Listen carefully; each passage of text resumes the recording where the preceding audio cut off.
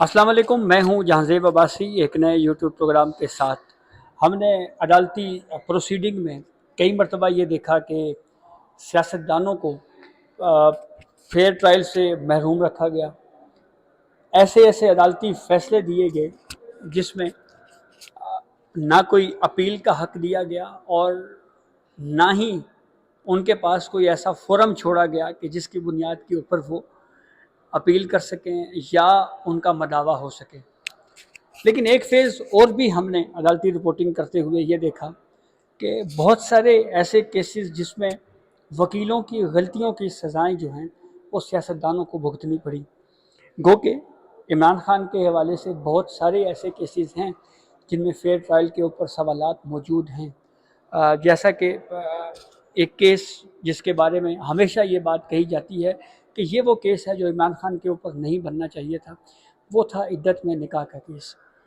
लेकिन इस सब के बावजूद कुछ ऐसे केसेस भी हैं जिसमें पाकिस्तान तहरीक इंसाफ की कानूनी टीम की गलतियों की वजह से उनके लीडर इमरान खान को खमियाजा भुगतना पड़ा। इसकी बहुत सारी मिसालें मौजूद हैं। उन्हीं में से एक मिसाल हमने आज एक मरतबा फिर सुप्रीम कोर्ट में जस्टिस हाशिम खान काकड़ की सरबराही में कायम बेंच के सामने देखी। ये 3 रुकनी बेंच जिसकी सरबराही जस्टिस हाशिम खान काकड़ कर रहे थे। इस बेंच में जस्टिस सलाउद्दीन पंवर और जस्टिस इश्तियाक इब्राहिम शामिल थे। इस 3 रुकनी बेंच के सामने मुख्तलिफ केसेस इमरान खान के, जिसमें कुछ 9 मई के केसेस हैं, जैसे बुशरा बीबी की ज़मानत के ख़िलाफ़ पंजाब की प्रोसिक्यूशन की अपील थी, तोशाखाना का केस था, साइफ़र केस था, इमरान खान शहबाज शरीफ के माबैन एक हत्या इज़्ज़त का दावे का मामला है, वो केस था। तो इन तमाम केसेस पर आज समाअत हुई। तोशाखाना का वो केस जिसमें इमरान खान को 3 साल की सज़ा हुई थी, उस पर आज एडवोकेट लतीफ़ खोसा पेश हुए। एडवोकेट लतीफ़ खोसा ने जिस अंदाज में आज केस आर्ग्यू किया और उन्होंने दलाइल के दौरान जिस अदालती फ़ैसले पर इन्हिसार किया, वो अदालती फ़ैसला खुद उनके खिलाफ जाता था। जिस प्रेयर के ऊपर इस्लामाबाद हाई कोर्ट ने फ़ैसला दिया, वो प्रेयर आज एक मरतबा फिर कोर्ट में पढ़ी गई कि जनाब आपने जो मांगा था वही दिया, इसमें गलती कोर्ट की क्या है। उसको भी सफ़े नज़र किया कोर्ट ने। तो उससे एक मरतबा फिर ये बात सामने आती है कि पाकिस्तान तहरीक इंसाफ की जो कानूनी टीम है, उसको अपने मुकदमात जो अदालतों में लड़ने हैं, उस हवाले से जो की गई माजी की कोताहियाँ हैं, शायद उनको दुरुस्त करने की ज़रूरत है। मिसाल के तौर पे मैं जो तोशाखाना के केस में आज जो कुछ हुआ उसकी ज़रा तफसील आपके सामने रखता हूँ, तो उससे सूरत हाल ज़रा वाज़ेह होगी कि किस अंदाज में इस केस को जो है वो प्रोसीड किया गया और क्या आर्ग्यूमेंट जो हुए। अच्छा जी, इमरान खान को ना तोशाखाना केस में 3 साल की सज़ा हुई थी। फिर उसकी बुनियाद के ऊपर, क्योंकि सज़ा याफ्ता शख्स इलेक्शन नहीं लड़ सकता, डिस्क्वालिफिकेशन हो गई। इस्लामाबाद हाई कोर्ट से रुजू किया गया और मौक़िफ़ ये इख्तियार किया गया जी कि इमरान खान को जो है वो उनकी सज़ा मुअत्तल की जाए ताकि वो इलेक्शन जो है वो लड़ सके। अब इस केस की समाअत में सियासी झलक भी या सियासी रंग भी हमें भरपूर नज़र आया, लेकिन जस्टिस हाशिम काकड़ साहब ने उसका भी बहरहाल जवाब दे दिया। उस पर मैं एंड में आऊँगा कि ये सियासी तौर के ऊपर क्या बातें कोर्ट में की गई। अच्छा, हुआ ये कि इस केस की समाअत में जो है वो जब जस्टिस हाशिम काकड़ की सरबराही में 3 रुकनी बेंच ने केस पर समाअत का आगाज़ किया इस तोशाखाना के हवाले से, तो लतीफ़ खोसा ने कहा जी कि तोशाखाना केस में बानी पीटीआई की 3 साल की सज़ा मुअत्तल हुई है, लेकिन फ़ैसला मुअत्तल नहीं हुआ। इस पर जस्टिस हाशिम काकड़ ने उनसे पूछा कि ये बात समझ नहीं आ रही कि सज़ा मुअत्तल होने के बाद तो फ़ैसला भी मुअत्तल हो जाता है। आप ज़रा हाई कोर्ट का वो जो मुतल्लका हुक्मनामा है आप वो पढ़ें। इस पर लतीफ़ खोसा ने बानी पीटीआई इमरान खान के जो वकील हैं, उन्होंने इस्लामाबाद हाई कोर्ट का जो मुतल्लका हुक्मनामा का जो पैराग्राफ है वो पढ़ा। तो इस पर जस्टिस हाशिम काकड़ साहब ने फिर मुस्कुराते हुए पूछा कि लतीफ़ खोसा साहब, आप इस्लामाबाद हाई कोर्ट में भी वकील थे, वहाँ तो आपने हाई कोर्ट से सिर्फ सज़ा मुअत्तली की इस्तदा की थी, आपने जो रिलीफ मांगा अदालत ने वही दिया। इस पे लतीफ़ खोसा ने कहा जी कि मैं इस पे एक सुप्रीम कोर्ट के 2019 के फैसले का हवाला देना चाहता हूँ।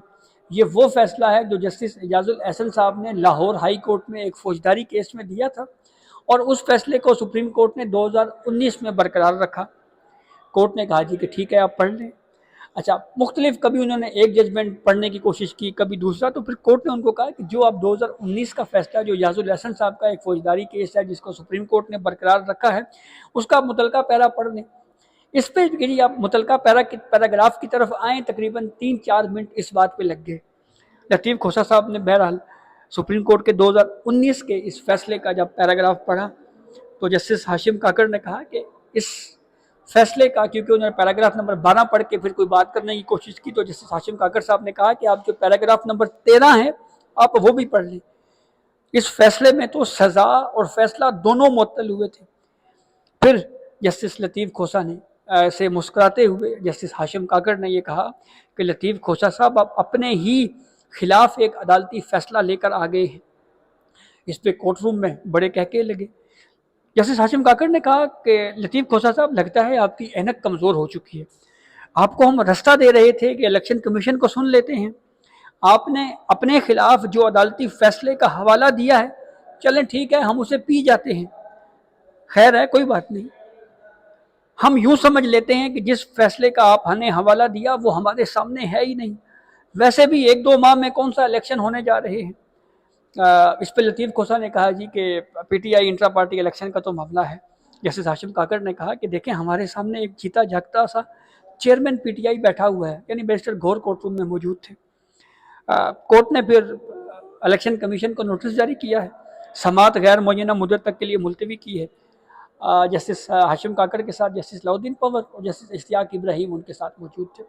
تو اب یہاں سے یہ اس مثال سے یہ بات آپ اندازہ لگا لیں کہ اسلام آباد ہائی کورٹ میں توشہ خانہ کیس میں جب اس کی اپیل اسلام آباد ہائی کورٹ میں آئی تو لطیف کھوسہ صاحب نے پریئر ہی سزا معطلی کی فیصلہ معطل کی نہیں کی. اور اگر وہ فیصلہ معطلی کی بھی ساتھ پریئر کرتے تو کیا عمران خان اس وقت چیئرمین پی ٹی آئی ہوتے؟ شاید ہوتے. کیا عمران خان الیکشن لڑنے کے لیے اہل ہو جاتے؟ گو کہ ٹھیک ہے کسی بات میں اور بڑے بنتے رہے, ایک کیس دوسرا کیس, لیکن کم از کم اس کیس کی وجہ سے جو ڈسکوالیفیکیشن والا معاملہ تھا وہ کلیئر ہوتا. تو یہ اب ریکارڈ کے اوپر ایک چیز یہ موجود ہے اسلام آباد ہائی کورٹ کے فیصلے میں کہ جناب صرف سزا معطلی کی بات کی گئی تھی, جو آپریشن تھا ججمنٹ کا اس کی سسپینشن کی استدعا ہی ہائی کورٹ نے نہیں کی تھی. تو جس کا حوالہ دیا گیا جس فیصلے کا, اس کے بارے میں جسٹس ہاشم کاکڑ صاحب نے کہا کہ یہ تو آپ اپنے ہی خلاف جو ہے وہ فیصلہ اس کا سائٹیشن دے رہے ہیں. تو یہ وہ معاملات ہیں, یہ وہ سوالات ہیں جو قانونی ٹیم پاکستان تحریک انصاف کی جس انداز میں کیسز کو پروسیڈ کرتی رہی ہے, چاہے وہ ریزرو سیٹس کا معاملہ ہو یا اور بہت سارے کیسز ہوں, یہ ہمارے سامنے جو ہے اس کی بہت ساری مثالیں جو ہیں وہ موجود ہیں. اچھا جی, اب اس کے علاوہ بھی کچھ کیسز تھے, جیسے شہباز شریف اور عمران خان کے مابین ہتک عزت کا معاملہ تھا. یہ ہتک عزت کا وہ کیس ہے جس میں عمران خان جب ایک پٹیشن جب ان کو دی گئی کہ آپ سپریم کورٹ لے آئیں پاناما کی, تو اس وقت انہوں نے باہر میڈیا ٹاک میں یہ کہہ دیا تھا جی کہ شہباز شریف نے مجھے اس پٹیشن کو وڈرا کرنے کے لیے 10 ارب روپے کی آفر کی ہے. اس میں ہتک عزت کا ایک دعویٰ شہباز شریف صاحب کی طرف سے فائل ہوا, پروسیڈنگ ہوئی. عمران خان نے ہتک عزت کے اس معاملے کو سپریم کورٹ میں ہائی کورٹ سے ہوتا ہوا یہ معاملہ اس لیے آیا ہے کہ ٹرائل سیشن کورٹ کرتی ہے, لیکن یہاں پہ ٹرائل جو ہے وہ ایڈیشنل سیشن کورٹ نے کیا ہے اور ایشوز فریم نہیں ہوئے. تو ان دونوں سوالات پر کورٹ نے شہباز شریف کے وکیل ہیں مصطفیٰ رمدے, ان کو نوٹس جاری کرتے ہوئے سماعت غیر معینہ مدت تک کے لیے ملتوی کی ہے. سائفر کیس تھا جو مین اپیلیں تھیں, تو اس میں جو پروسیکیوشن ہے ایف آئی اے کے پروسیکیوٹر ذوالفقار عباس نقوی صاحب جو اسپیشل پروسیکیوٹر ہیں وہ پیش ہوئے, اور انہوں نے کہا جی کہ ابھی جو سائفر کا جو مین فیصلہ ہائی کورٹ کا آ چکا ہے لیکن وہ ریکارڈ کے اوپر نہیں ہے, ہمیں جو ہے وہ ریکارڈ کے اوپر لانے کی اجازت دی جائے. کورٹ نے ان کو اجازت دی. سلمان صفدر صاحب نے کہا کہ ہم نے جو شارٹ آرڈر کو جو ہے وہ اس کے حوالے سے ہم آئے تھے تو ابھی ایڈیشنل گراؤنڈ جو ہیں وہ نہیں آئیں. شاہ محمد قریشی اور عمران خان کا یہ معاملہ ہے, تو کورٹ نے اس پہ جو ہے وہ کیس کی سماعت کے جی اب ریکارڈ کے اوپر ججمنٹ لے آئیں, سماعت غیر معینہ مدت تک کے لیے ملتوی کی ہے.